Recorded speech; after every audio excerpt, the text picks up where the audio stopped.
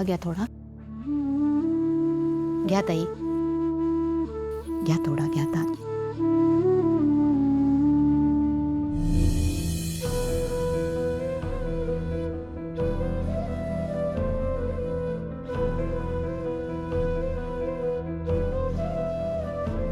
बाळा थोडा चहा घे, बरं वाटते.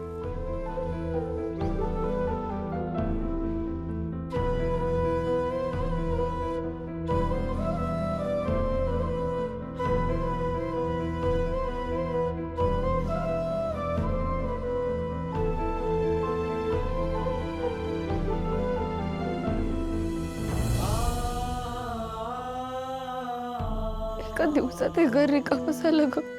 सगळंच संपलं. आयुष्यात जे काही करायचं होतं आता ते कोणासाठी करायचं काहीच कळत नाही. ताई ताई आपणच असं बोललो तर आई आणि सुभद्रा काकूकडे कोण बघणार? हे बघ ताई,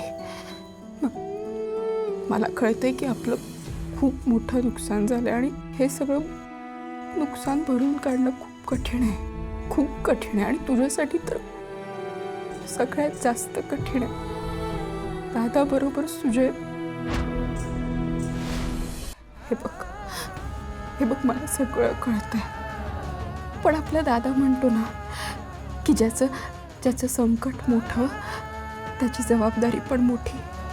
हां, मला माहिती आहे तू ही जबाबदारी खूप नीट सांभाळशील.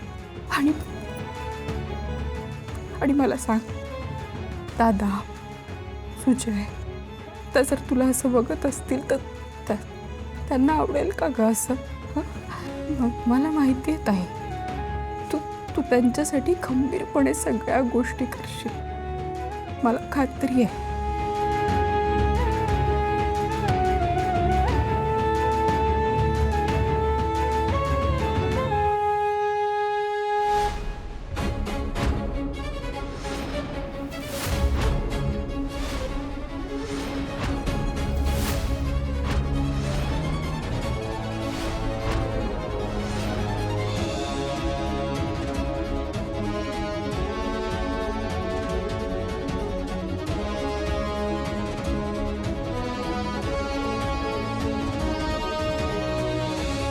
तुमचं काय काम आहे इथे?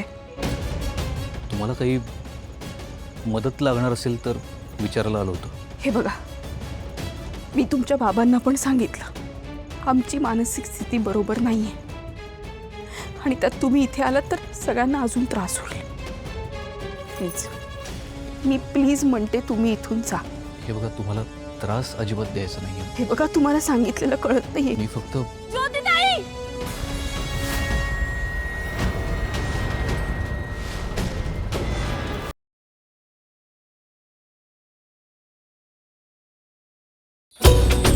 दीप ज्योति